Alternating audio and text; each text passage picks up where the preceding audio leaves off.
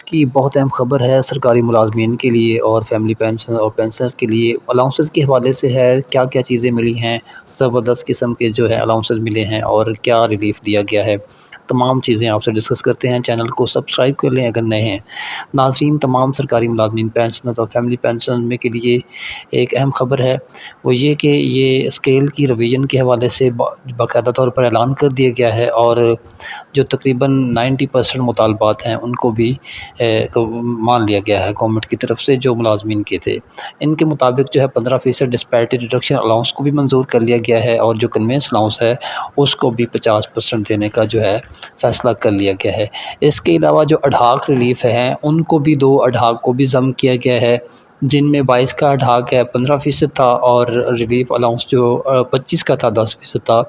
ان دونوں اڈھاک کو بنیادی تنخواہ میں ضم کر کے جو ہے 7% اضافے کے حوالے سے تجاویز سامنے ہیں. ان تمام مطالبات کا اطلاق جو ہے وہ 1 جولائی 2026 سے ہوگا. اس کے علاوہ ڈاکٹر فضل چوہدری نے واضح طور پر کہا کہ طویل مذاکرات کے بعد جو ملازمین پینشنرز کے مطالبات تسلیم کیے گئے اور ان میں پیش رفت بھی متوقع ہے.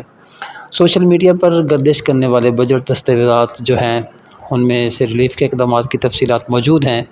دستاویز کے مطابق اسکیلز متعارف کرائے جائیں گے جن میں مذکورہ 2 اڈھاک ریلیف الاؤنسز کو بنیادی تنخواہوں میں ضم کر دیا جائے گا.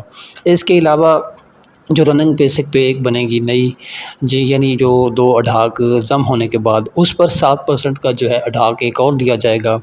اور اس کے علاوہ 30 جون 2022 کی بنیادی تنخواہ پر 15% جو ہے ڈسپیرٹی ریڈکشن الاؤنس بھی دیا جائے گا.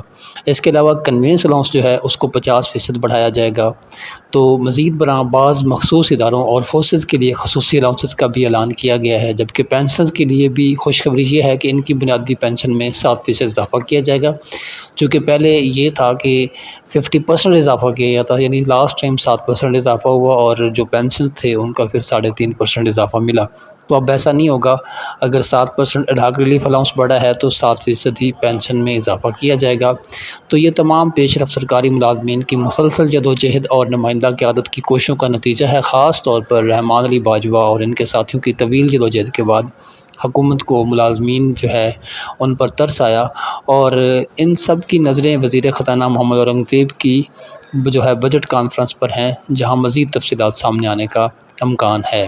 اور خاص طور پر یہ وضاحت متوقع ہے کہ نئے اسکیلز کی ساخت کیا ہوگی اور مختلف الاؤنسز کے جو حتمی اعداد و شمار ہیں وہ کیا ہوں گے. جیسے ہی کوئی مستند معلومات سامنے آتی ہے آپ کو دی جائے گی. اور ویڈیو اگر اچھی لگی ہو تو چینل کو سبسکرائب لازمی کر لیں اور ویڈیو کو شیئر کریں. السلام علیکم ورحمۃ اللہ.